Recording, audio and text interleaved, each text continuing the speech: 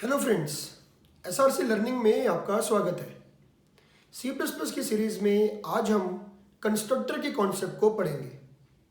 Constructor C plus plus के अंदर बहुत ही इंपॉर्टेंट कॉन्सेप्ट है और ये आगे चल के जावा वगैरह लैंग्वेज जैसे में अगर हम जावा वगैरह करते हैं कल को, तो उसमें भी ये काफ़ी हेल्प करेगा हमें। जो आज हम सीखने वाले हैं वो सी प्लस प्लस में भी वही कॉन्सेप्ट है और जावा में भी हम देखेंगे तो वही कॉन्सेप्ट है। कंस्ट्रक्टर जैसे नेम से संबोधित हो रहा है कि कोई चीज़ कंस्ट्रक्ट करने वाला। अब ये क्या कंस्ट्रक्ट करता है इसको समझेंगे। इसको हम एक प्रोग्राम के माध्यम से देखेंगे कि कंस्ट्रक्टर बेसिकली होता क्या है और इसकी नीड क्या होती है।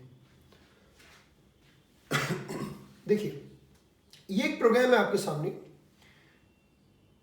iostream.h corner.h class sample. Class का नेम सैंपल है। प्राइवेट के अंदर एक वेरिएबल दिया गया x, पब्लिक के अंदर हम एक फंक्शन बना रहे हैं शो नाम से। Show is a member function और ये हमने यहाँ पे क्लास बंद कर दी। ठीक है, तो अब देख पा रहे हैं कि x को तो हमने कोई वैल्यू दी नहीं है, मतलब कि यहाँ पे मेरा x डिक्लेयर है और यहाँ पे मेरा x प्रिंट हुआ। ठीक है, बट उसको कहीं हमने इनिशलाइज नहीं किया, कहीं गेट डेटा, कहीं कीबोर्ड से वैल्यू इनपुट नहीं हुई। नॉर्मली हम कहीं इनपुट करवाते हैं x के अंदर, कुछ भी नहीं करवाया। अब ऐसे केस में अगर मैं इसका एक प्रोग्राम बनाता हूँ, मेन प्रोग्राम से बनाता हूँ, और मैंने सैंपल क्लास का एक ऑब्जेक्ट डिक्लेयर किया, let's say obj, and I just call obj dot show, get ch program closed. ठीक है, तो अब इसका आउटपुट क्या आएगा? इस प्रोग्राम का जो आउटपुट है वो क्या आएगा? ये क्लास बनाई हुई है, ये मेन प्रोग्राम बनाया हमने। ठीक है, अब जब मैंने सैंपल obj किया एंड obj डॉट शो के थ्रू मैंने फंक्शन कॉल करवाना चाहा तो ऑब्वियसली ये फंक्शन कॉल होगा। ठीक है, तो यहाँ पे x की वैल्यू प्रिंट भी होगी जब ये फंक्शन कॉल होगा। तो x की वैल्यू क्या प्रिंट होगी बताइए।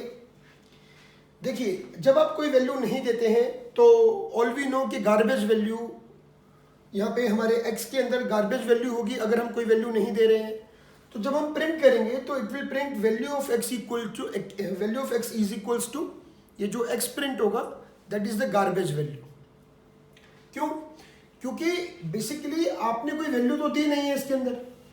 ठीक है, तो जब आप वैल्यू नहीं देते हैं और कोई वेरिएबल लोकल होता है तो उसके अंदर इनिशियलाइज गार्बेज वैल्यू स्टोर होती है। हम क्या चाहते हैं? हम चाहते हैं कि हम जब किसी वेरिएबल को कॉल करें या किसी फंक्शन को कॉल करें इनफैक्ट, तो उसके अंदर कोई प्री डिफाइंड वैल्यू होनी चाहिए, पहले से वैल्यू होनी चाहिए। ऐसा क्यों? बहुत सारे डिवाइसेस, बहुत सारे इलेक्ट्रॉनिक डिवाइसेस ऐसे हैं, जब हम उसको स्टार्ट करते हैं तो हम एक्सपेक्ट करते हैं कि उसके अंदर कुछ नंबर हमको पहले से दिख रहा होगा। ठीक है, जैसे आप टेलीविज़न का सेट ऑन करते हैं, जैसे आप एयर कंडीशन ऑन करते हैं, तो उसमें कोई वैल्यू इनिशलाइज्ड पहले से वैल्यू सेट है, चाहे वो 0 हो, चाहे वो 16 हो, चाहे वो कोई भी नंबर हो, लेकिन कोई वैल्यू सेट होनी चाहिए। अमूमन ऐसा होता है नॉर्मली प्रोग्रामिंग के अंदर कि क्लास कोई बनाता है और ऑब्जेक्ट कोई और बनाता है। मतलब यानी कि आप देखें कि जब आप कोई अकाउंट क्रिएट करते हो, आप ऑनलाइन कोई अकाउंट क्रिएट कर रहे हो, तो आप एक ऑब्जेक्ट क्रिएट कर रहे हो क्योंकि आप कस्टमर बनने जा रहे हो, लेकिन वो जो क्लास का दायरा है, क्लास की जो कोडिंग है वो ऑलरेडी हुई है। ठीक है, अब ऐसे केस में अगर हम चाहते हैं कि हमारा जो ऑब्जेक्ट है वो इनिशलाइज हो, इनिशलाइज मतलब स्टार्टिंग वैल्यू मिले, तब हम क्या करेंगे? यानी कि यहाँ पर जो मेरा सैंपल क्लास का ऑब्जेक्ट बनाया obj, ये क्या करेगा? obj के लिए एक मेमोरी एलोकेट हो जाएगी x के बिहाफ पे 2 बाइट्स मेमोरी में। ठीक है, और उसके अंदर कोई वैल्यू होगी, लेट्स से -12 हमने तो डाली नहीं है, पर ये गार्बेज वैल्यू होगी। ठीक है, हम क्या चाहते हैं, पर्पस क्या है कि जब हमारा ऑब्जेक्ट इनिशलाइज हो, जब हमारा ऑब्जेक्ट एग्जिस्टेंस में आए तो उसको कोई एक स्टार्टअप वैल्यू मिले। ठीक है, तो उसके लिए हम क्या करेंगे? ये तो गार्बेज वैल्यू प्रिंट कर रहा है, हम चाहते हैं हमारी मर्जी की वैल्यू प्रिंट हो, तो उसके लिए हम इनपुट भी करवाना नहीं चाहते, हम चाहते हैं बिना इनपुट के स्टार्टिंग वैल्यू एक्स के अंदर कुछ आए। तो पहले जरा हम ये समझ लेते हैं कि मेंबर वेरिएबल और ऑब्जेक्ट के बीच में क्या रिलेशन है, और फिर हम समझ लेते हैं इनिशियलाइजेशन क्या होता है, और फिर हम कंस्ट्रक्टर का रोल इसके बीच में देखेंगे। ठीक है, देखिए जो हमारा वेरिएबल है इसका कोई एग्जिस्टेंस नहीं है। हमारा जो ऑब्जेक्ट होता है, जो क्लास का आप ऑब्जेक्ट डिक्लेयर करेंगे, असल में मेमोरी उसी को आवंटित होती है। अब जो मेमोरी एलोकेशन हो रहा है वो हमारे ऑब्जेक्ट को हो रहा है on behalf of member variables we have in a class. How many variables we have in a class? Only single variable we have in a class right now in this example. ठीक है, तो अब object को जो memory allocate होगी, class जो define हो गई है वो एक ऑब्जेक्ट के लिए डिफाइन हो रही है। क्लास का अपना कोई अस्तित्व नहीं है जब तक उसका ऑब्जेक्ट एग्जिस्टेंस में नहीं आता। अब ऑब्जेक्ट आ गया ओबीजे नाम से, तो ओबीजे नाम से जैसे ऑब्जेक्ट आया तो सिस्टम ने उसके लिए एक जगह का एलोकेशन कर दिया रैम के अंदर। ओबीजे के लिए एक्स को मेमोरी, एक्स के बेस पे ओबीजे को मेमोरी मिल गई, और उसको आपने कोई वैल्यू दी नहीं है तो उसने गार्बेज वैल्यू स्टोर कर दी। ये कॉन्सेप्ट है। अगर आप बोले कि खाली एक्स को मेमोरी एलोकेट हो रही है तो ऐसा सोचना गलत है। खाली एक्स कुछ नहीं है। अगर आप सोच रहे हैं कि यहाँ पे आप एक्स को प्रिंट कर रहे हैं तो उसका मतलब एक्स तो प्रिंट कर रहा हूँ, नहीं। इस फंक्शन को कॉल कैसे करोगे? ऐसे कॉल कर सकते हो? ऐसे तुम कॉल नहीं कर सकते। कैसे कॉल करते हैं? ओबीजे डॉट शो करके। जब हम ओबीजे डॉट शो कॉल कर रहे हैं तो इसका मतलब शो क्या है? मेंबर फंक्शन है ऑब्जेक्ट का। ठीक है, तो अब टोटल मिला के बात ये आ गई कि जो भी क्लास के अंदर गतिविधियां हो रही है वो सिर्फ ऑब्जेक्ट के लिए हो रही है, और जो इंप्लीमेंट होगा वो ऑब्जेक्ट के माध्यम से होगा। Now the big question is again कि हम चाहते हैं कि जब हमारा ऑब्जेक्ट जब डिक्लेयर हो उसी समय वो इनिशियलाइज हो जाए। तो वो कैसे पॉसिबल है उसको समझते हैं। देखिए, हम चाहते हैं कि जब भी हमारा ऑब्जेक्ट डिक्लेयर हो तभी इनिशियलाइज हो जाए। तो इसका जो आंसर था वो तो था -12, जो कि हमने वैल्यू नहीं दी। ठीक है ना। अब हम चाहते हैं कि हमारा ऑब्जेक्ट इनिशियलाइज हो जाए, तो ऑब्जेक्ट इनिशियलाइज होने के लिए हमारे पास एक स्पेशल मेंबर फंक्शन है जिसका नाम है कंस्ट्रक्टर। कंस्ट्रक्टर क्या होते हैं? कंस्ट्रक्टर एक स्पेशल मेंबर फंक्शन है which is used to initialize the object of a class. जो हमारी क्लास के ऑब्जेक्ट्स होते हैं उनको स्टार्टिंग वैल्यू अगर हमें देनी हो, इनपुट नहीं करवाना, स्टार्टिंग वैल्यू देनी है, तो हम लोग कंस्ट्रक्टर का उपयोग करते हैं। तो कंस्ट्रक्टर क्या है? एक स्पेशल मेंबर फंक्शन है। अब जब मैं बोलता हूं कि मेंबर फंक्शन है तो आप समझ जाइए कि वो कहाँ डिफाइन होगा? क्लास के अंदर डिफाइन होगा। अब इतने सारे मेंबर फंक्शंस हो सकते हैं, कैसे मालूम चलेगा कि ये कंस्ट्रक्टर है और ये कंस्ट्रक्टर नहीं है? ठीक है, तो उसकी पहचान के लिए कंस्ट्रक्टर का जो नाम है वो क्लास के नाम के समान होना चाहिए, यानी कि the name of the constructor must be same as the class name, जिसके द्वारा हम ये पहचानेंगे कि अच्छा इस नाम का ये जो फंक्शन बना है, क्योंकि ये क्लास का नेम का नाम का फंक्शन है इसलिए ये कंस्ट्रक्टर है। ठीक है, अब जैसे आपने ऊपर बनाया सैंपल और नीचे बनाया शो, तो इनका नेम सेम नहीं है, तो ये नॉर्मल मेंबर फंक्शन है, स्पेशल मेंबर फंक्शन नहीं है। स्पेशल मेंबर फंक्शन के लिए हमें क्या बनाना पड़ेगा? सैंपल नाम का ही फंक्शन बनाना पड़ेगा। सैंपल, और यहां पे हमने लेट से x की वैल्यू कर दी 10। आप कुछ और भी कर सकते थे, और यहां पर हमने x की वैल्यू अब डिस्प्ले करवाई।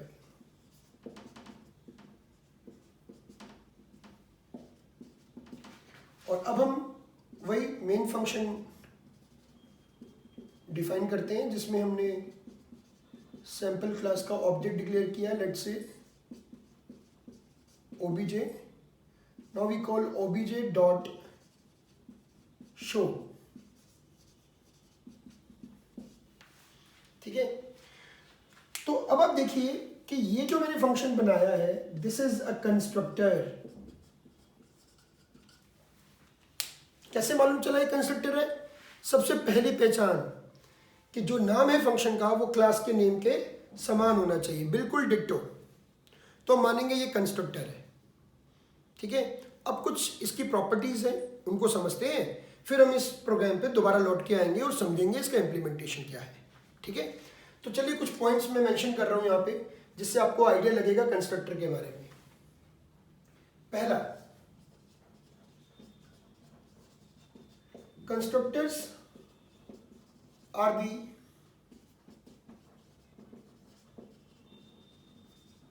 special member function used to initialize the object of a class। Constructor एक स्पेशल मेंबर फंक्शन है जिसका उपयोग ऑब्जेक्ट को इनिशियलाइज करने के लिए यानी कि शुरुआती वैल्यू देने के लिए किया जाता है। ऑब्जेक्ट को जगह तो मिलती है लेकिन शुरुआती वैल्यू नहीं मिल पाती, तो ये जो प्रॉब्लम ऑफ इनिशियलाइजेशन है उसको कंस्ट्रक्टर हमारा रिजॉल्व करता है। ठीक है, दूसरा, it has same name as class name. इसका नाम क्लास के नेम के समान होना आवश्यक है। ठीक है, थर्ड, constructors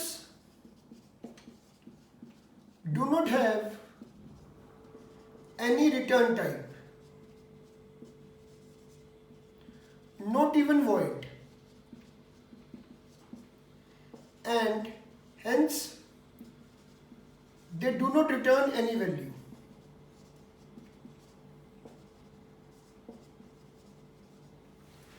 कंस्ट्रक्टर का कोई भी रिटर्न टाइप नहीं होता, नॉट इवन वॉइड, तो इसके यहां पर ना तो आप वॉइड लगाएंगे ना कोई रिटर्न टाइप लगेगा और ना ही ये कभी कोई वैल्यू रिटर्न करते हैं। इनका कोई रिटर्न टाइप नहीं लगता, ना होता है और ना ही ये वैल्यू रिटर्न करते हैं। अगला, कंस्ट्रक्टर्स आर इन्वोक्ड। इन्वोक्ड मतलब कॉल करना, invoked automatically as and when object is declared। However, explicit calling of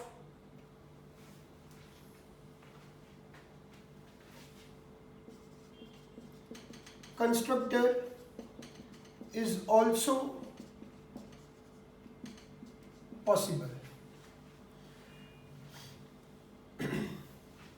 constructor के बारे में कुछ और पॉइंट्स भी है, मैं अभी थोड़ा इसमें जगह का है रिस्ट्रिक्शन तो मैं कुछ पोर्शन को रब करके दोबारा लिखूंगा।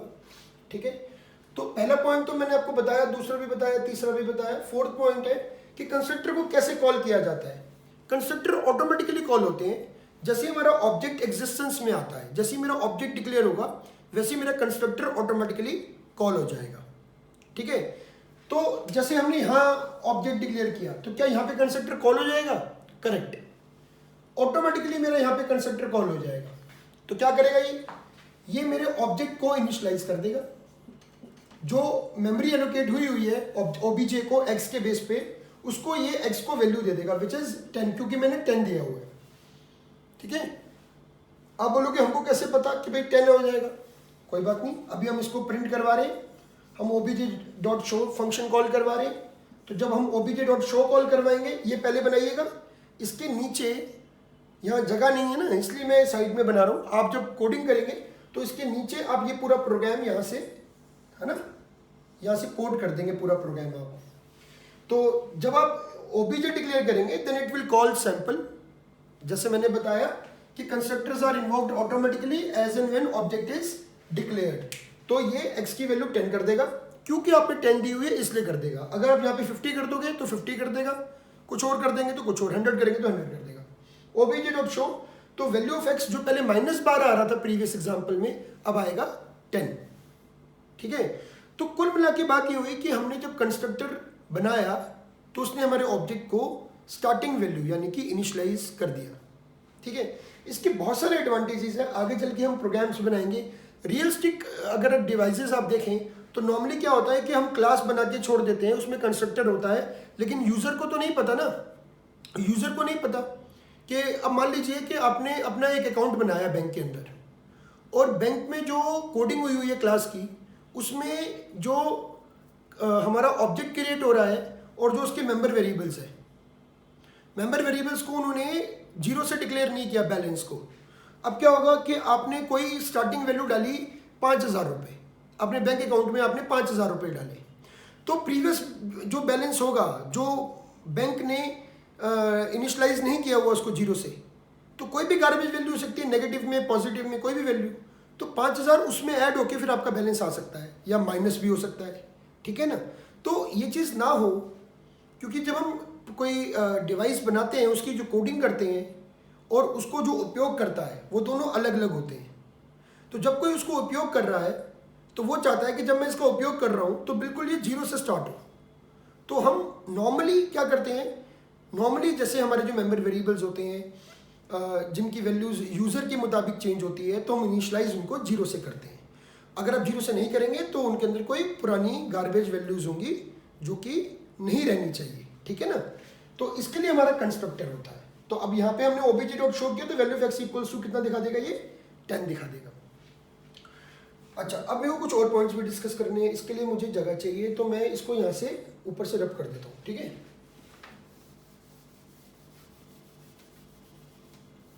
इसको भी रब कर देते हैं। तो क्या लिख रहा है, constructors are invoked automatically as and when object is declared. मैं इसको रब कर रहा हूँ 1 मिनट के लिए, पूरे को दोबारा बना देंगे इसको, कंस्ट्रक्टर के कॉन्सेप्ट को और अच्छे से समझ लेते हैं, ठीक है। तो इस 4th पॉइंट को मैं दोबारा डिस्कस कर रहा हूं। Constructors can be invoked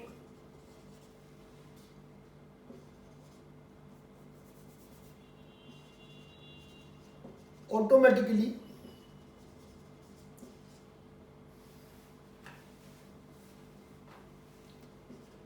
as and when object is declared। तो ये जो ऑटोमेटिकली कॉल हो रहा है ना, इसको हम बोलते हैं इम्प्लिसिटली कॉल होना।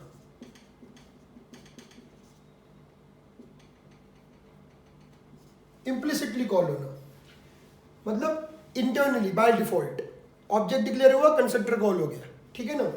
However explicit calling of constructor is also possible. Now, how we can call a constructor explicitly? Implicitly और explicitly दोनों को डिफाइन करते हैं। सैंपल क्लास का हमने ऑब्जेक्ट बनाया obj, ठीक है। तो ये कंस्ट्रक्टर कॉल करेगा, ये कैसे कॉल करेगा, ऑटोमेटिकली, तो इसको बोलेंगे इम्प्लिसिटली। और अगर हमें एक्सप्लिसिटली कॉल करना हो तो उसका सिंटेक्स है क्लास नेम, ऑब्जेक्ट नेम और कंस्ट्रक्टर। कैसे, क्लास का नेम था सैंपल, ऑब्जेक्ट का नेम मान लीजिए हमने ओबीजे रखा, इक्वल टू सैंपल।